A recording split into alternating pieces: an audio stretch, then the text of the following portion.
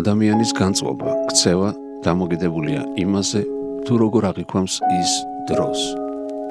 ზოგი წარსულში ჩარჩა, ზოგი აბსტრაქტულ მომავალში ცხოვრობს. ზოგი საერთოდ ვერ უგებს და საკუთარი გადაწყვეტილებით აჩერებს სიცოცხლეს, დროს. შეიძლება თვლიდე, რომ დრო მხოლოდ ერთი მიმართულებით მოძრაობს, ან დრო მოიტანს იმას, რასაც სინამდვილეში არავინ მოიტანს შენს გარდა. შენ ეს ზუსტად იცი. არა აქვს მნიშვნელობა, გელოდებიან თუ არა, აღიარებას ელოდები თუ არა, დაიღალე თუ არა.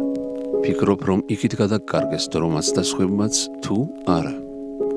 არ აქვს მნიშვნელობა, რა დროა ახლა, რადგან რა დროც არ უნდა იყოს, ის შენია. ეს დრო შენია და ახლა შენი დროა.